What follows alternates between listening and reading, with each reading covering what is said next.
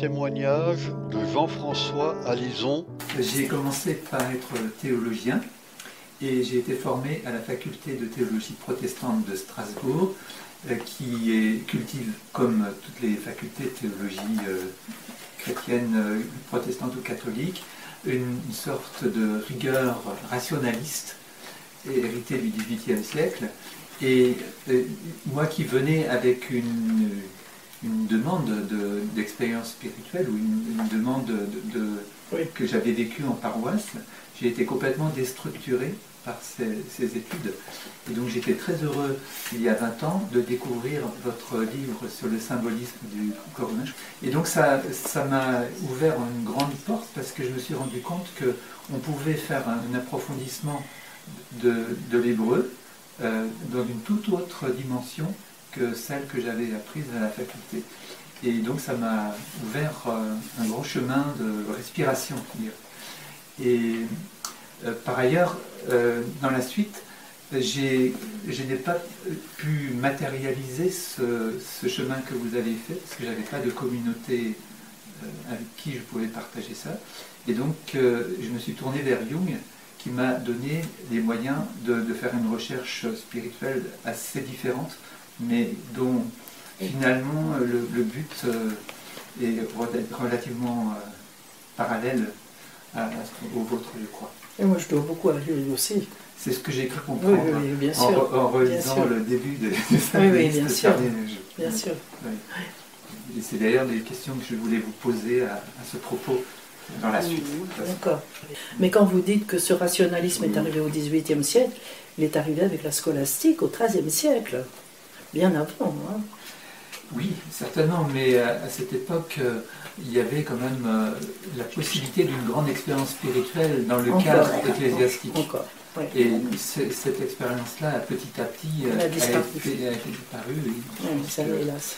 Mais je pensais au XVIIIe parce que c'est l'exégèse moderne qui est née avec Simon au XVIIIe siècle. C'est ça. Et c'est à partir de ce moment-là qu'on n'a plus respiré, quoi. Voilà. Il y a eu un manque de l'Esprit Saint, il a complètement disparu. Ouais. Mais de toute façon, il y a quelque chose que vous relevez de façon très juste, c'est ce rôle très puissant de la Kabbale, qui est en marge, qui est le courant ésotérique du courant extérieur de la religion juive, de même qu'il y avait des courants ésotériques dans le cadre du catholicisme. Il y a toujours. Hein, il y a toujours.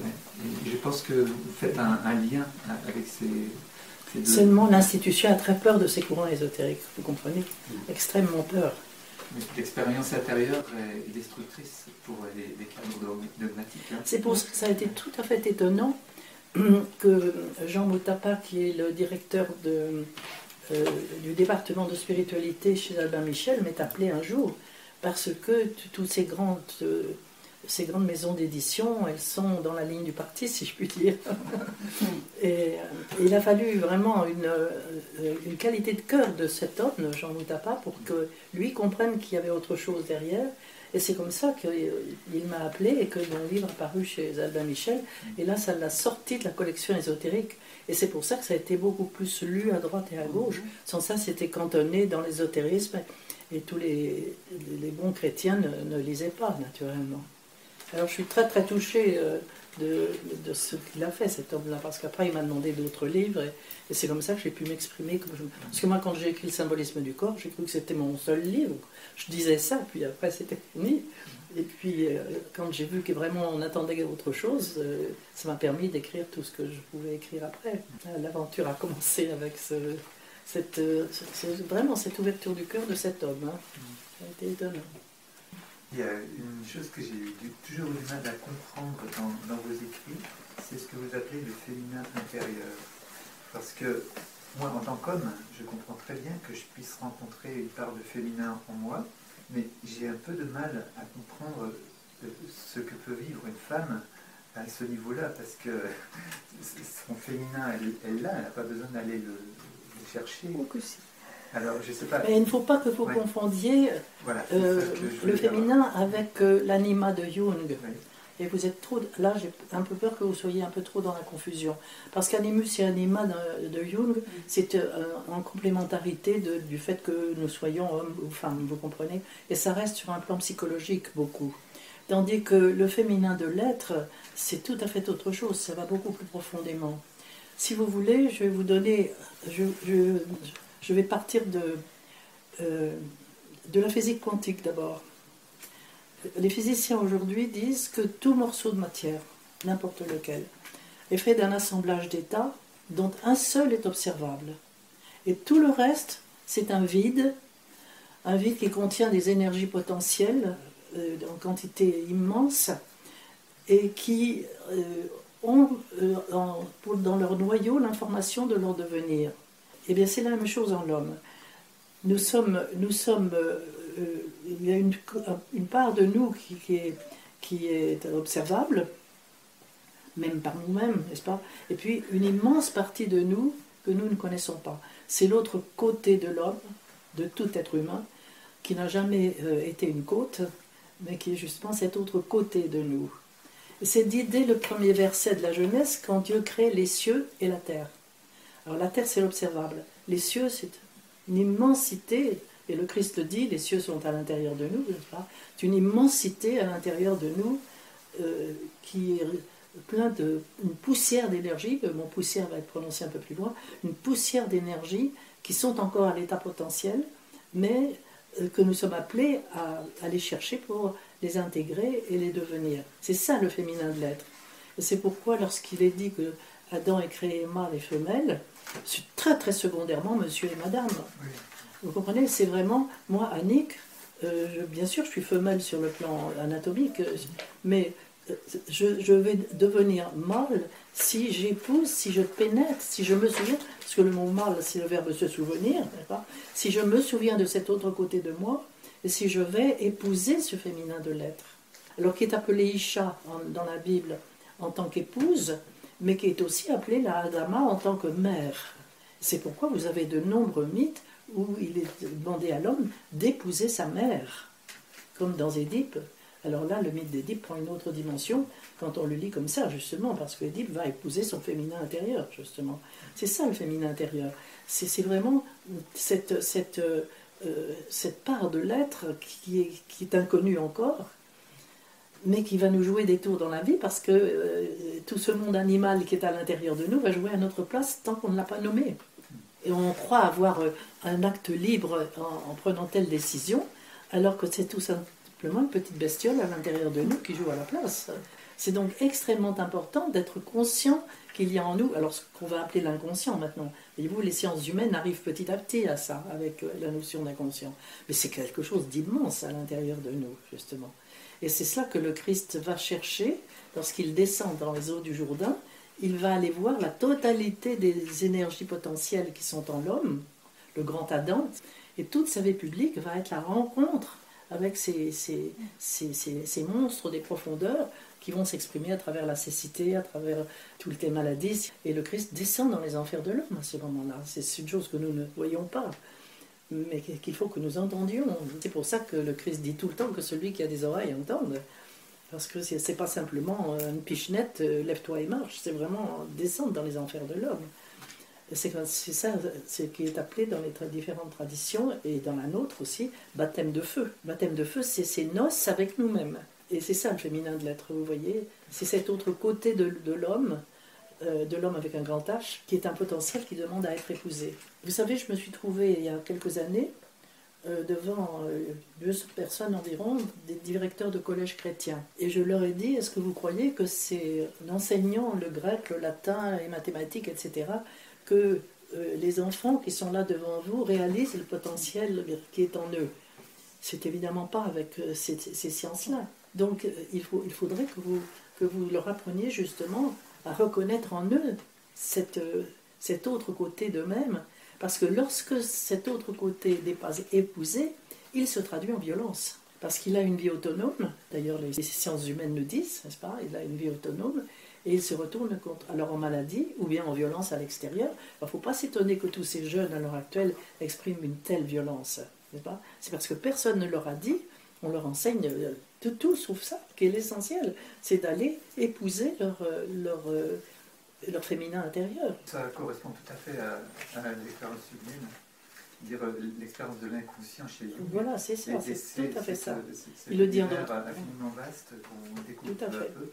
Mais c'est dans la Bible, Je pouvais traduire mot à mot tout ce que vous me disiez. c'est ça. Donc Ça dépasse complètement l'animus et l'anima, vous Oui, le comprenez en bien. fait, mais l'expérience de l'anima chez Jung est beaucoup plus vaste que simplement la relation avec le féminin intérieur. C'est l'expérience de l'inconscient. L'anima étant justement le vecteur qui permet d'être en relation avec les profondeurs de l'être. Oui. Mais alors il se met beaucoup à la place de l'homme, mais quand il parle de la femme, alors la femme, elle va l'appeler comment? Vous comprenez? C'est pour ça que... C'est tout le problème. Voilà, C'est tout le exactement. problème parce que Alors, la notion d'animus est remise en question c'est ça. actuellement chez les Jungiens actuels parce que c'est une expérience beaucoup plus vaste que simplement la rencontre d'un homme intérieur qui existe. Je pense que ça, j'ai eu des témoignages extrêmement précis sur le plan de l'angoisse et sur le plan de la force. Enfin, je veux dire, c'est ambivalent. Hein. Mais derrière cette réalité, il y a beaucoup plus profond et une connaissance. Voilà. Et Jung disait bien que l'âme est aussi vaste que l'univers. Voilà. Dans le livre rouge, il a découvert ça justement dans sa quête intérieure, dans son expérience. Alors justement, il va parler du soi, mais dans les différentes... il en parle de différentes façons selon qu'il s'exprime à droite ou à gauche, parce que dans certaines lettres de lui, on sent bien qu'il va beaucoup plus loin que ce qu'il dit d'une façon générale. En fait, le soi, pour lui, c'est ce noyau divin fondateur, mais il n'ose pas le dire quelquefois. Oui, il le dit bien. Comment? Il le dit bien. Hein. Il le dit tout de même. Oui. Mais c'est ce noyau divin fondateur. Alors, et c'est là où il y a un malentendu terrible, vous comprenez, parce que le noyau divin fondateur, il est exprimé dans le 2e chapitre de la Genèse, lorsqu'il y a ce processus de différenciation entre l'Adam et son autre côté, donc son Isha, voyez-vous, et tout ce féminin intérieur. Et à ce moment-là, il est dit que Dieu scelle la chair dans les profondeurs de Isha, de ce féminin. La chair, bassar en hébreu, c'est quelque chose, c'est ça ce noyau fondateur. Et on a confondu, vous voyez, c'est pour ça qu'il y a une confusion terrible, parce que comme l'hébreu n'a pas de mot pour dire le corps, on l'appelle la chair, alors que le corps n'est pas la chair, le corps exprime la chair, mais la chair c'est ce noyau fondateur. Voyez-vous, bassar en hébreu, c'est une contraction du mot Bereshit dans le principe. On pourrait le traduire, d'ailleurs, puisque la lettre bête, c'est la préposition dans, on pourrait traduire dans le prince. Bassar. Et vous, dans le prince ou dans le principe, c'est bien tout à fait la même chose, vous voyez. Donc, avec Bassar, nous sommes vraiment dans ce noyau fondateur. Voyez-vous. Et on a balancé ça à l'extérieur, dans la chair. C'est assez tragique. Alors que le corps, en effet, exprime la chair. Mais le noyau fondateur, la chair, c'est le noyau fondateur. Et en même temps, le mot bassar, si je le prononce basser, c'est le verbe informé. Bassora, la bonne nouvelle des évangiles. C'est vraiment, ce noyau fondateur contient l'information du devenir. Le noyau fondateur est donc la semence de l'arbre de la connaissance que nous sommes. Et c'est cette semence que nous avons à faire germer, à faire grandir. Tout est là, hein. Nous sommes cet arbre. Et d'ailleurs, on voit bien dans la médecine psychosomatique que le corps exprime justement tout ce que le conscient... Tout à fait. Alors vous allez voir, puisque vous étudiez la 6e plaie d'Égypte, vous allez voir que c'est l'orgueil qui s'exprime par la lèpre, par des maladies de peau. La maladie de peau, c'est vraiment très très lié à une enflure du moi qui ne peut pas arriver à passer au jeu divin intérieur. La peau va exprimer la chair, va exprimer ce noyau divin. Alors quand on ne peut pas aller plus loin, ça se retombe en boursouflure, des maladies de peau, des varices, des hémorroïdes, etc. C'est très intéressant pour ça. Sur le désir, vous avez prononcé un mot extrêmement important. Le désir est premier, hein, vraiment. Quand au 2e chapitre de la Genèse, qui est l'ouverture du verbe faire, justement, c'est-à-dire tout le travail divino-humain qui va consister à notre croissance, à notre prise de conscience et à notre croissance, Dieu se retire, c'est-à-dire qu'il ne va absolument pas s'imposer. Alors ce retrait divin de respect pour la liberté de l'homme, de l'amant qui ne s'impose pas à la bien-aimée et qui ne viendra vers elle que si elle le désire. Ça, c'est extrêmement important. Et la première chose que l'on voit là, c'est cette vapeur qui sort de la Hadama. Et la vapeur, c'est de l'eau et du feu. Et c'est vraiment ce noyau divin qui est du feu. J'allais dire qui fait bouillir l'eau de tout ce monde inconscient, de tout ce monde-là, qui l'agite parce qu'il y a un désir de l'homme de comprendre ce qui se passe. Pourquoi est-ce que je suis au monde? Désir d'aimer, désir d'être aimé, désir de sens, désir de comprendre. Et c'est ce désir qui est le tout premier élément à partir duquel Dieu répond. Et il répond par ce fleuve qui sort d'Éden, du jardin d'Éden. Et ce fleuve 1, qui n'est pas 4 fleuves, il se divise en 4 têtes et pas en 4 bras. En 4 têtes, c'est-à-dire il va aller féconder la matrice du crâne, puis la matrice de feu, et puis une autre matrice intermédiaire qui est celle du prophète, et puis la matrice d'eau. Et ce fleuve de feu, c'est le fleuve d'amour divin qui ne s'impose pas, mais qui se présente et à la source duquel l'homme va aller boire autant qu'il peut le supporter, tant qu'il peut le vivre. C'est magnifique, ce deuxième chapitre de la Genèse, c'est une relation érotique, admirable, entre l'homme et son Dieu. C'est très très beau. Après, il y a le processus de différenciation à partir de ce moment-là, justement, qui se joue et où Adam va prendre conscience de son autre côté, cette merveille. Et le chapitre se termine, et vous avez cette phrase, ils étaient tous les deux nus et ils n'en avaient pas honte. Alors voilà, ça patatras. Ils sont deux, ils sont dans la connaissance du chemin qu'ils ont à faire, et ils ne sont plus confondus. Alors comme ils ne sont plus confondus, ils peuvent s'épouser. Parce qu'on ne peut épouser que quelqu'un d'autre. Quand il y a la confusion, on ne peut pas épouser. Alors c'est ça, ils sont deux, et ils savent le chemin maintenant qu'ils ont à faire, ils ont les lois, ils ont le programme devant eux, et maintenant, allez, qu'ils y aillent, parce qu'ils ne sont plus confondus, ils peuvent le faire.